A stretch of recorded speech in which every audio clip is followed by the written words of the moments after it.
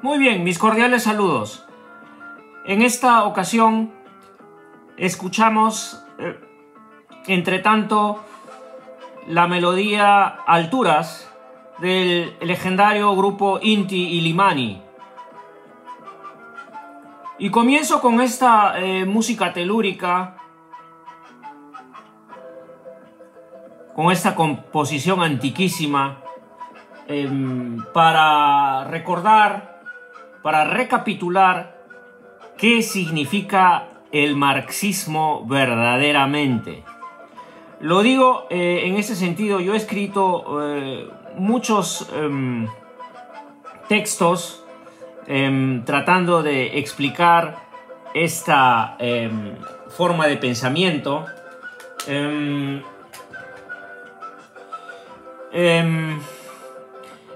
He cargado un video explicando que la expropiación no es el camino, y también he explicado las falacias del marxismo.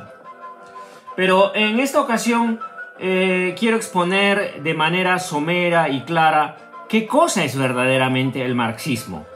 Y en realidad el marxismo es una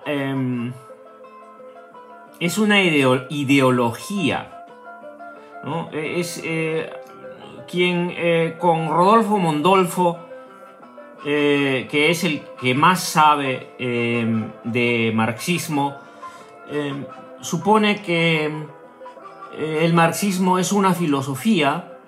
En realidad no está verdaderamente en lo cierto, y en esto que me perdone el señor Rodolfo Mondolfo, que es verdaderamente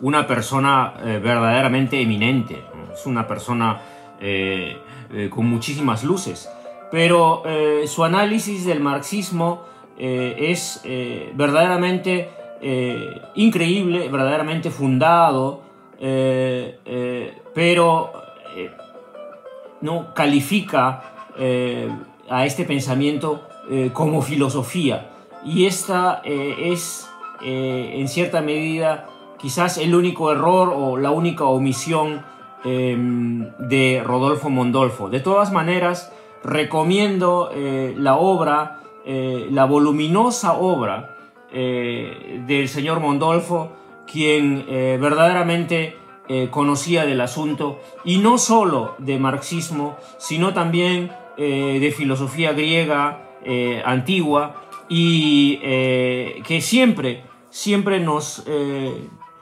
ayudará a esclarecer aspectos de la filosofía. La simpatía o el interés que siente Rodolfo Mondolfo por el marxismo tiene, a mi modo de ver, un origen muy claro, y es el interés que tuvo Rodolfo Mondolfo por el pensamiento de un filósofo griego antiguo, presocrático, Heráclito. Y Heráclito es quien formula, entre otras cosas, frases como la guerra es la madre de todas las cosas, o la guerra es el origen de todas las cosas, ¿no? Heráclito es el que prácticamente determina el fuego, determina que el fuego está como causa de conflagraciones, como causa también del ser, y entre otras cosas. Pero hay que señalar que Heráclito hay que estudiarlo con mucho cuidado porque son fragmentos los que nos quedan de Heráclito, y tratar de y es posible, como lo realiza Mondolfo, reconstruir los aspectos más importantes de la filosofía de Heráclito, pero no es posible reconstruirla en su integridad.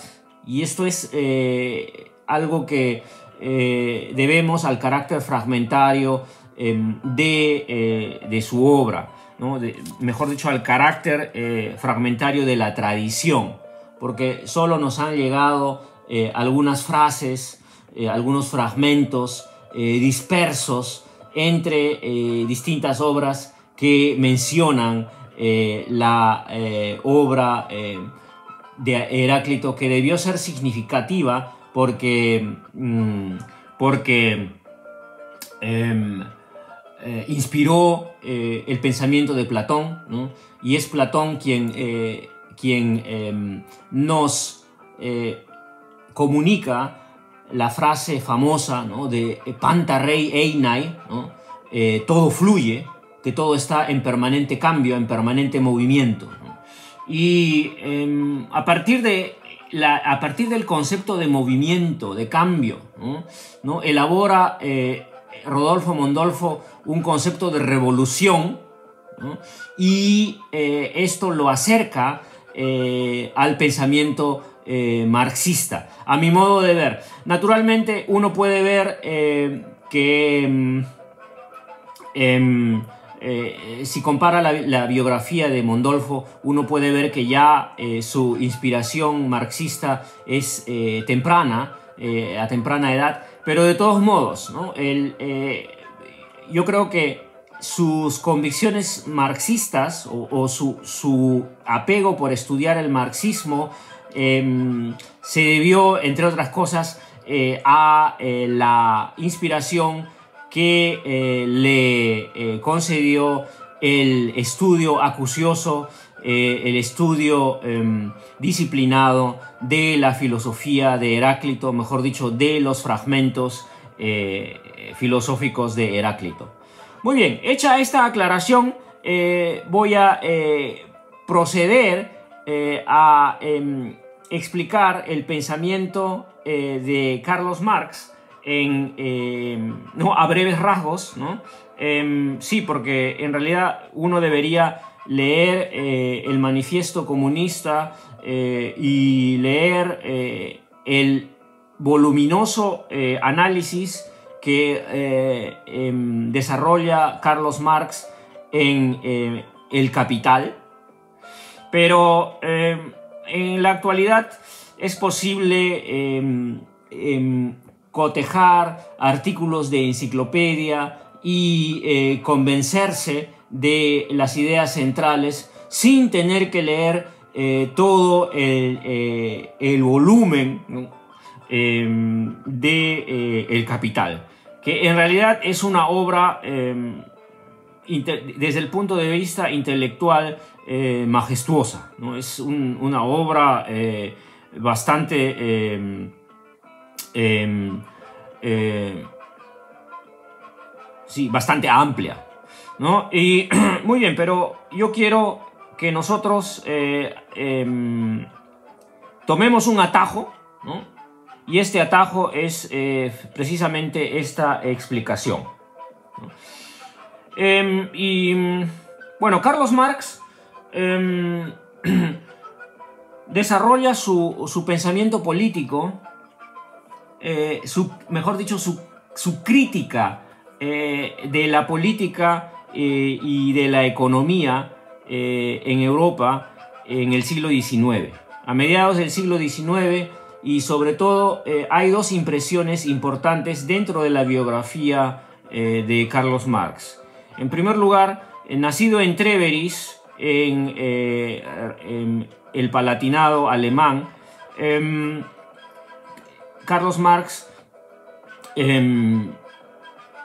experimenta los abusos de los propietarios, de la clase propietaria alemana, cometidos en contra de trabajadores, de personas que eran consideradas ya un poco más que siervos, ¿no? Esto lo llena de indignación y en su juventud ya combate, ¿no? A través de sus ideas los abusos, ¿no? Y discute, mejor dicho, pone en tela de juicio los métodos de los principados alemanes en aquel entonces, de tal manera que al final Carlos Marx tiene que huir, ¿no? Y se exilia en Londres, se exilia en Inglaterra, y esta es su segunda gran experiencia del abuso, porque allí constata que Inglaterra, industrializándose en pleno movimiento de industrialización, es prácticamente la meca del abuso, ¿no? Con perdón, digamos, es el lugar donde la explotación de la clase obrera se muestra con mayor evidencia y con mayor crueldad, ¿no? Entonces, la indignación de Carlos Marx hace o lo motiva a hacer un análisis de la historia universal, ¿no? A analizar, ¿no? El trabajo, a analizar la formación del capital, ¿no? Y son muchas las convicciones de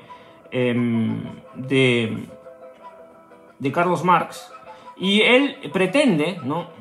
Él lo dice, voy a leer, ¿no? A diferencia de la filosofía alemana, que baja de los cielos a la tierra, yo parto del ser humano real, del obrero trabajador explotado en el presente, ¿no? Entonces, Carlos Marx pretende distinguirse o diferenciarse de la filosofía clásica, del modelo clásico del pensamiento, ¿no?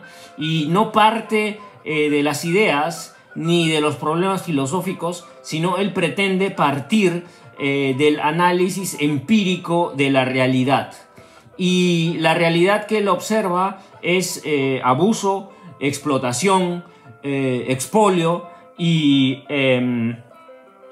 por otro lado, el enriquecimiento incontrolable de las clases poderosas. Por eso él pretende que... hay una frase famosa de Carlos Marx que nos dice que los filósofos hasta aquel entonces solo habían tratado de explicar la realidad y que Carlos Marx se proponía cambiarla, ¿no? Los filósofos hasta el momento han tratado de explicar la realidad y en el fondo se trata de cambiarla, ¿no? Entonces, cuando leemos eso, ¿no? Los jóvenes que puedan leer esa frase van a poder sentirse un tanto entusiasmados. Es una frase entusiasmante, ¿no? Porque promete en realidad cambiar la realidad, ¿no? Cambiar las injusticias, ¿no? Es una gran promesa, ¿no? Lo que postula Marx, y en ese sentido fácilmente es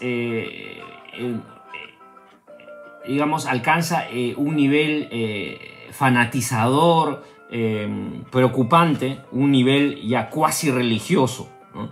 Y esa es una paradoja dentro del pensamiento de Marx, porque él mismo escribe, ¿no? Lo siguiente: la religión es el suspiro de la criatura oprimida, la religión es el opio del pueblo, ¿no? Sí, si la religión es el opio del pueblo, entonces tenemos que pensar dos veces. Entonces tenemos que liberar al pueblo y no darle más opio, o darle otros opios, o darle otras formas de adormecimiento, ¿no? ¿No? Porque él escribe, no voy a citar, ¿no? que la abolición de la religión, en tanto felicidad ilusoria del pueblo, significaría la realización de su felicidad verdadera, ¿no? O sea, él dice, ¿no? Él promete, ¿no? La abolición de la religión, en tanto felicidad ilusoria del pueblo, significaría la realización de su felicidad verdadera. Entonces, lo que él supone es que aboliendo la religión, que proporciona una felicidad ilusoria, una dicha ilusoria, entonces se podría alcanzar, se podría realizar la verdadera felicidad, ¿no? La felicidad verdadera del pueblo. Cosa que en el fondo va a permanecer una promesa, ¿no?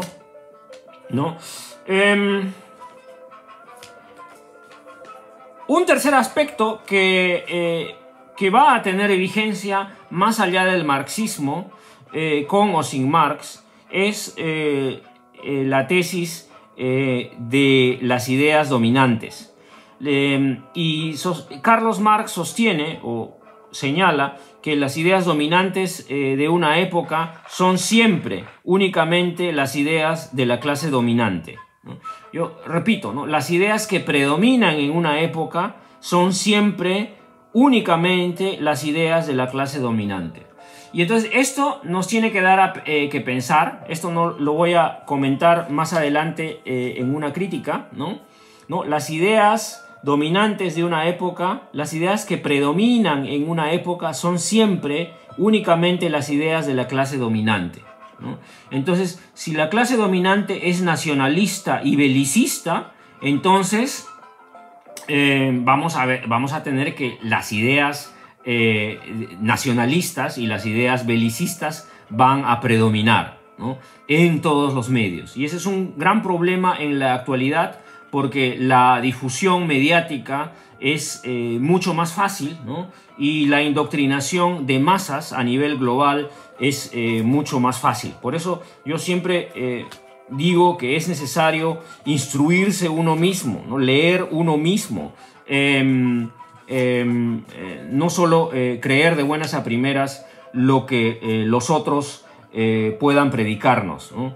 Y en ese sentido, como he dicho, esto solo es un acercamiento. Estoy tratando de explicar, estoy tratando de tomar el atajo para mi audiencia, porque el que quiera informarse de primera mano tendría que leer las obras completas al final, ¿no? Tenía que darse el trabajo de sentarse, ¿no? Y de leer en tranquilidad, ¿no? Las tesis de Carlos Marx. Yo lo que hago es simplemente un resumen global. Muy bien, y no, vemos que esa es una frase, como he dicho, voy a volver sobre ella. Y una cuarta convicción de Carlos Marx, que también es peligrosa, es suponer, y voy a citar, que la religión, la familia, el Estado, el derecho, la moral, la ciencia, el arte, etc., solo son formas específicas de la producción, ¿no? O sea, dice, la religión es una forma de producción, la familia es una forma de producción, el Estado es una forma de producción, el derecho, la legalidad es una forma de producción, la moral es una forma de producción, lo mismo la ciencia, el arte, etc. Entonces, bueno, si tomamos esto a pie juntillas, entonces esto tiene un carácter explosivo, ¿no? Esto es en realidad dinamita, ¿no? Porque si consideramos que verdaderamente la religión es una forma de producción, que la familia es una forma de producción, que la legalidad es producción, que en realidad no, producción quiere decir, significa que hay trabajadores, ¿no? Hay operadores, hay agentes que trabajan para la religión, para la familia, para el Estado, etc. Y que ellos tienen una ganancia de esto, ¿no? Que hay una generación de riqueza, hay una generación de capital. Es decir, que la religión es una entidad que genera ganancias para los que administran la religión. Lo mismo la familia. Lo mismo el Estado. El Estado genera ganancias para aquellos que gobiernan. El derecho, la legalidad, genera ganancias para los que conocen de derecho, ¿no? Entonces, para los abogados. La moral, igual para los moralistas, ¿no? La ciencia para los científicos. El arte genera ingresos para los artistas, etc. Entonces, si vemos todos esos aspectos complejos de la vida social únicamente bajo el concepto de capital, entonces, a mi modo de ver, simplemente los vamos a reducir, ¿no? Porque la religión es algo más que juntar limosnas, ¿no? La familia es una unidad que va más allá de producir, ¿no? El Estado, ¿no? Si bien es cierto que genera ganancias para los que trabajan, para los funcionarios, ¿no? En realidad tiene otra función que es superior, ¿no? A alimentar a los gobernantes, ¿no? Y lo mismo el derecho, la moral, la ciencia y el arte. Esto no lo voy a explicar detenidamente aquí, solo indico que es una tesis de Marx, ¿no? Entonces, si vemos, ¿no? Vemos en primer lugar, ¿no? La religión es el opio del pueblo. En segundo lugar, los distintos aspectos de la sociedad son formas de producción, ¿no? Las ideas que dominan una época son producidas por la clase predominante. Las ideas predominantes de una época son ideas de la clase dominante, ¿no? Entonces tenemos allí yo digo, un cóctel, ¿no? Que digamos,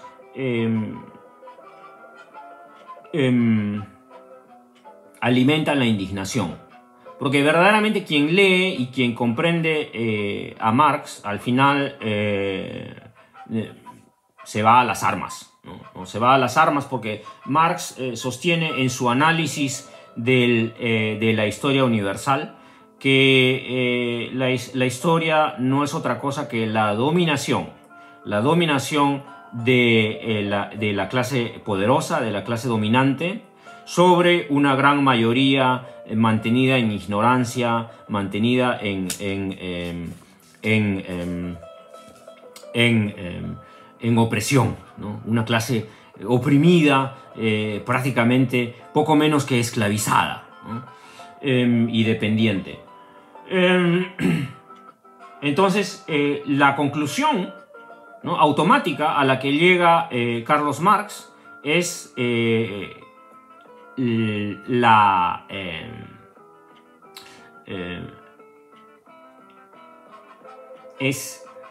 la revolución, ¿no? La revolución final que va a terminar, que va a finiquitar con el estado general de la historia universal, que es idéntico a la lucha de clases, ¿no? Porque, ¿no?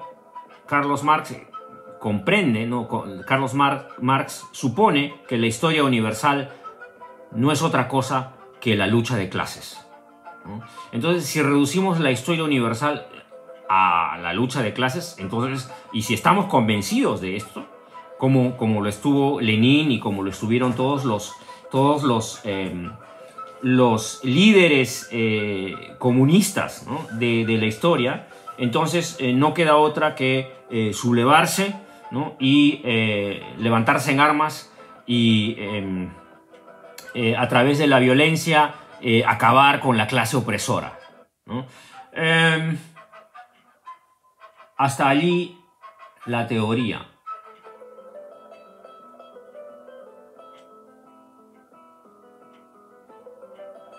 ¿Qué pasa si... no, y verdaderamente tendría que explicar... Carlos Marx no percibe, o quizás si lo percibió, tanto peor para él, no percibe la gravedad de sus observaciones, no percibe el impacto, ¿no? Y de su pensamiento. Y yo digo, en primer lugar, ¿no? Acá estoy respondiendo, ¿no?, a Marx. En primer lugar, no es una filosofía, porque toda filosofía, una filosofía es afirmadora de la verdad, ¿no?, buscadora de la verdad, y sobre todo la filosofía es creadora. La filosofía es una fuente de inspiración, pero no para la violencia, sino para la paz. Yo quiero señalar algo que está probado por la historia, ¿no? Y es que todo imperio es derrotable. Es cuestión de voluntad derrotar a un imperio. Y quien lo ha demostrado de una manera única en la historia universal, bueno, tendría que, no solo él, pero menciono a Mahatma Gandhi, ¿no?, quien para liberar a su pueblo del imperio británico, de una férula racista y opresora y destructora, ¿no?, saquearon la India durante siglos, ¿no?, para liberar a su pueblo no fue necesario un solo tiro, no fue necesario un solo disparo, ¿no? Es que eso es, en ese sentido, Gandhi tiene una eternidad superior a Marx, ¿no? Gandhi es la refutación de Marx, ¿no? Es posible, ¿no?, derrotar a un imperio, y es posible acabar con una dominación foránea, con una dominación cruel, ¿no?, por vías pacíficas, ¿no? Otro ejemplo que es notable es también en Sudáfrica el caso de Nelson Mandela. Señores, vivimos en un mundo, en un planeta donde cunden la discriminación, donde cunde el abuso, donde cunde la mentira, ¿no?, donde cunde el racismo, ¿no? Y el apartheid de Sudáfrica lo demostró de una manera, y la abolición del apartheid no quiere decir que el racismo haya terminado, ¿no? El racismo es un veneno que está presente también en la hipocresía de los medios, ¿no?, que actualmente muchas personas, ¿no?, y voy a decirlo, muchos periodistas se cuidan, ¿no?, de ser racistas en público. Son verdaderamente en privado, en la vida privada y en la vida real, son tremendos racistas, ¿no? Muchos moderadores, muchos presentadores de aquí y de allá, ¿no?, muchos presentadores famosos, etcétera, son la mar de racistas. Pero en pantalla, cuando están frente a cámaras, ¿no?, son ecuánimes, son sobrios, son respetuosos, ¿no?, etcétera, ¿no? Pero vemos que estamos en una época, en una sociedad no de mentiras, ¿no?, y de apariencia, ¿no? Porque no se trata de ser racista, ¿no?, actualmente, ¿no?, sino se trata de no parecerlo, ¿no?, de no aparecer en público discriminando, ¿no?, de no aparecer en público como un explotador o como un abusivo, ¿no? Esa es la gran hipocresía de la globalización y de todos los medios que circulan. Muy bien.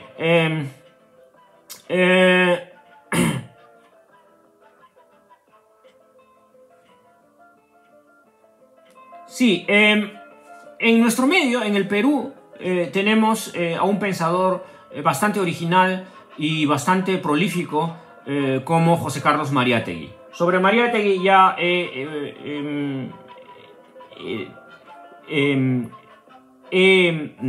puesto a disposición varias ponencias, y Mariátegui prácticamente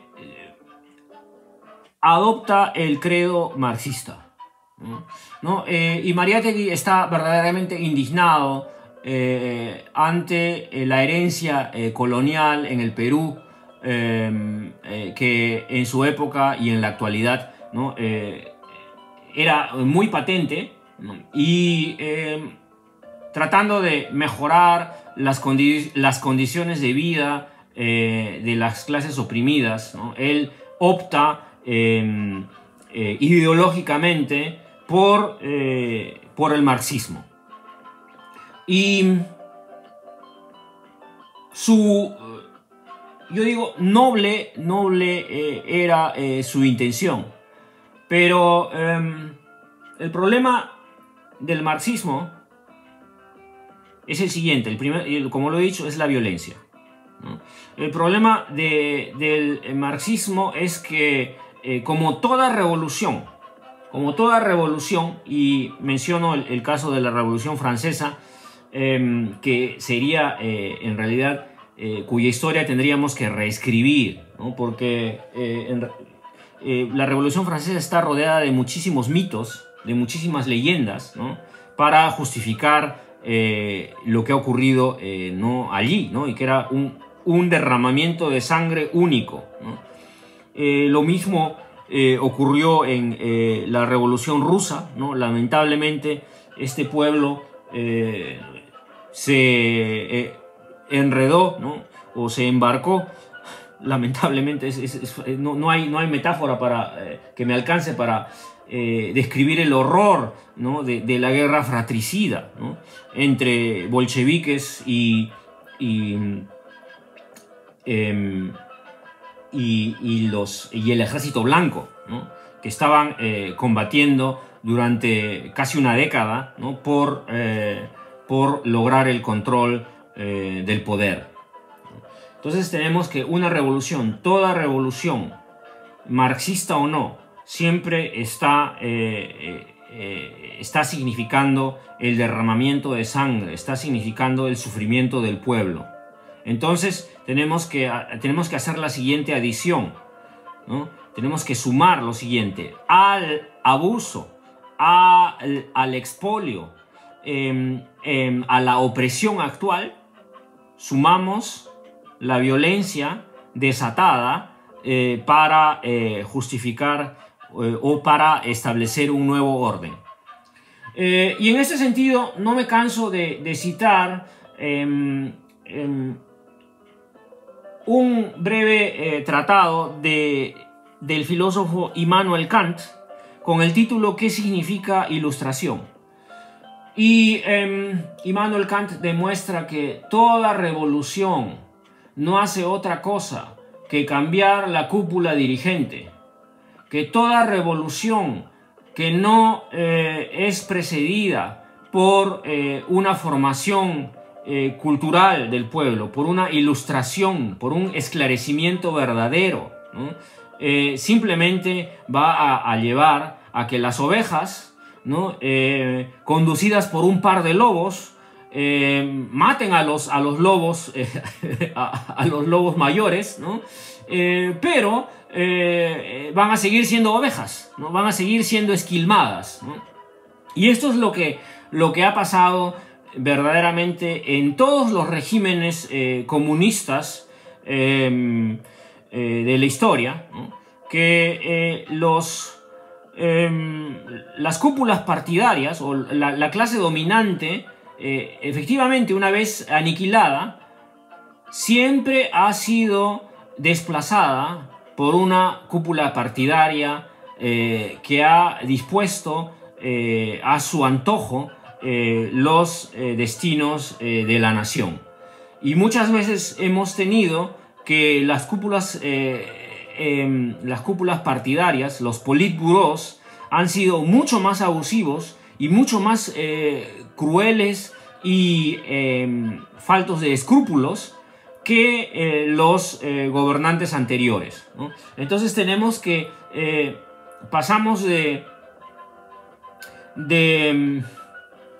una situación peor a una situación mucho peor, ¿no? Agravamos, con toda revolución agravamos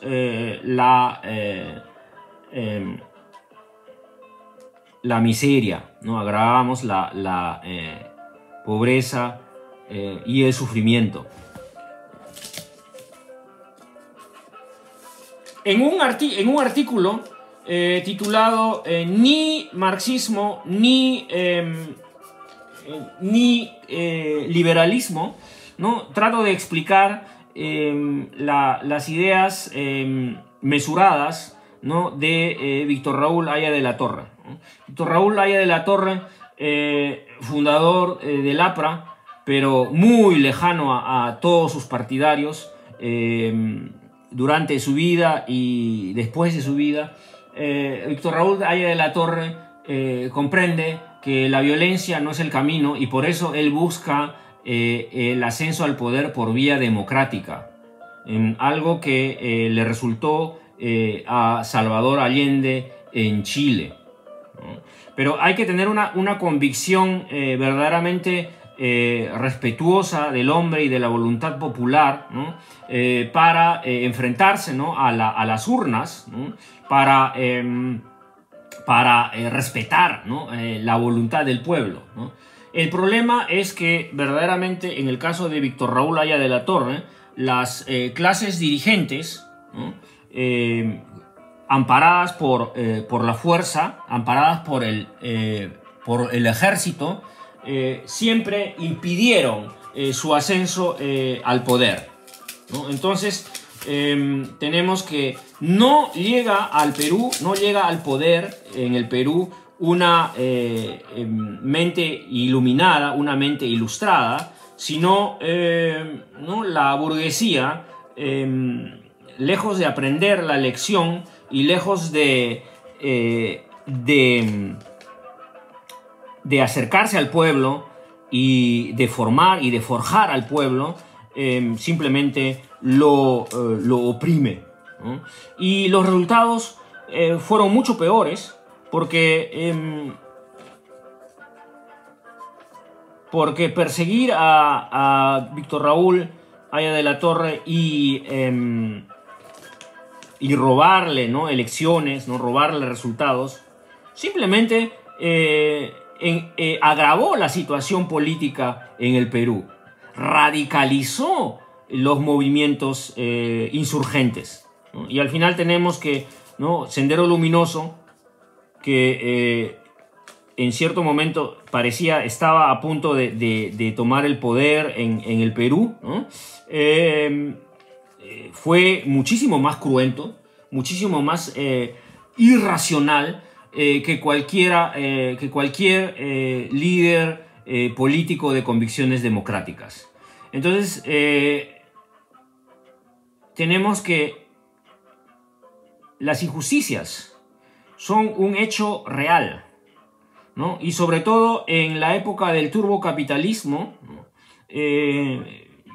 ¿No? Se ve que hay un neomarxismo, ¿no? Hay un renacimiento del marxismo, ¿no? Que en cierta medida es por un lado peligroso, pero por un lado es comprensible, ¿no? Porque los abusos son innombrables, ¿no? El hambre es innombrable. Señores, quienes me escuchan, ¿no? Si pensamos en una cosa, ¿cuánto dinero necesitaríamos para alimentar, no digo a toda la masa hambrienta en el mundo entero, sino solo a los niños? ¿Cuánto dinero necesitaríamos para alimentar a los niños desnutridos a nivel mundial? Y si comparamos esa suma con el dinero que se gasta en armamentismo, en intrigas, en guerras, en armas, entonces tenemos que la humanidad está gastando solo por el gusto de oprimir, ¿no? De continuar con la opresión, continuar con la expropiación y el expolio de otros países, ¿no? El mundo entero, ¿no? En el mundo entero vemos que la proliferación de armas es un gran problema, ¿no? Y hay más armas en el mundo que pan, ¿no? Y eso nos debe llenar de preocupación nos debe escandalizar, ¿no? Es algo verdaderamente inmoral, ¿no? Y entonces yo vuelvo, ¿no? Viendo o analizando la situación actual, ¿no? Podría decir que es muy tentador, ¿no? Resulta muy tentador recurrir al materialismo histórico, al pensamiento de Carlos Marx, ¿no? Para tratar de solucionar los problemas. Pero eso significaría, señores, ¿no? Que con violencia voy a responder a la violencia. Que con la violencia revolucionaria voy a responder a la violencia estructural, ¿no? De la globalización, ¿no? Y entonces eso no es posible, eso no es moral, eso no es ético. Lo que se tiene que hacer, ¿no? Es seguir el ejemplo de los pueblos que se han emancipado de manera pacífica. Ya he mencionado, ¿no? Ya he dicho que ningún imperio es invencible, ¿no? Lo sabe el Imperio Británico, ¿no? Que con Inglaterra, ¿no? Gran Bretaña, mejor dicho, contempla con nostalgia, ¿no? La grandeza de su imperio, ¿no? ¿Ya? Ningún imperio es invencible, ¿no? Si la humanidad se junta, ¿no? En un grito de paz, ¿no? En un grito de hermandad, en un grito de respeto a la naturaleza, de respeto a la tierra, ¿no? Un grito de decir basta ya, ¿no? Entonces, ¿no? Tenemos ahí una forma en la que, contra la que ningún gobernante podrá oponerse, ¿no? Pero tenemos que lamentablemente la mayor parte de la juventud está adormecida, ¿no? La mayor parte de la humanidad está adormecida, ¿no? Y el opio del pueblo en la actualidad no es la religión, porque la religión ya ha sido lamentablemente descartada, ¿no? El opio del pueblo no es la religión, el opio del pueblo en la actualidad son los medios, el opio del pueblo son las drogas, ¿no? En todas sus formas, ¿no?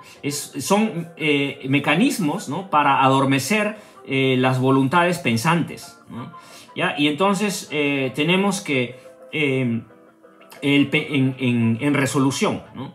Todo el pensamiento de Marx es un esfuerzo valioso, es un bloque de ideas, pero no es una filosofía, lo digo, lo repito, porque genera violencia, porque llama a la violencia, ¿no? Eso es uno. Lo otro, muchas de sus observaciones tienen vigencia, ¿no? La opresión no ha acabado. Es más, ha empeorado, ¿no? Hace algunos años pudimos disfrutar, entre comillas, ¿no? de un mundial en un país, ¿no? Muy caluroso, ¿no? Y habría que preguntar qué ha sido de los obreros, ¿no? Que tuvieron que levantar esos estadios. ¿Dónde están los obreros que levantan los edificios maravillosos en medio de la arena, del desierto? ¿Dónde está esa gente? ¿No?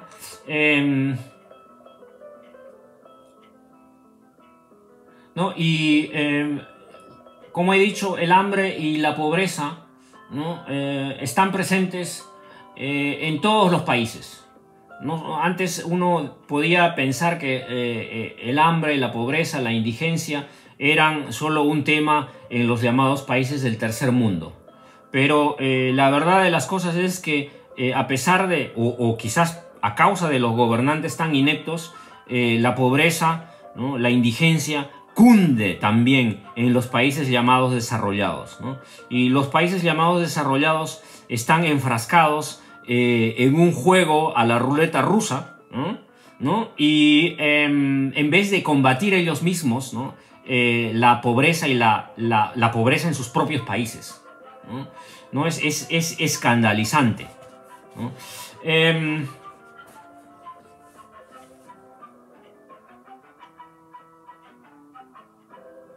Antes de terminar, quiero destacar el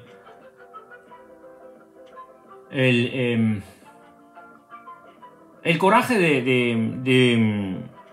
Pablo Neruda y de Salvador Allende, ¿no? Chilenos universales, ¿no?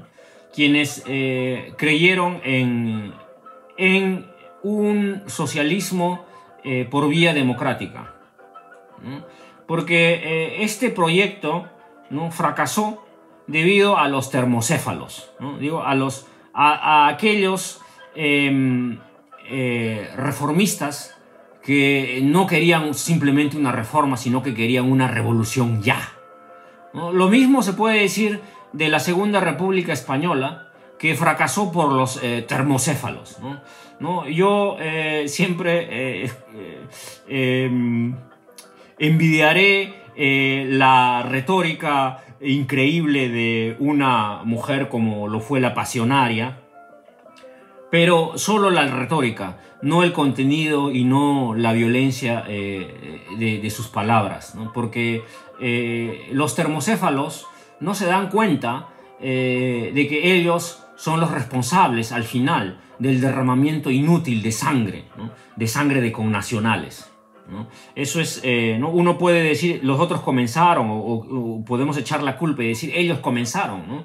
No, pero es que cuando una nación está en ebullición, es que todos los factores de la nación están en ebullición, ¿no? Allí no vale buscar culpables. Lo que tenemos que hacer para todos nuestros pueblos, para todas nuestras naciones, es buscar caminos de paz, caminos de reconciliación, caminos de trabajo, ¿no? Porque quiero contar una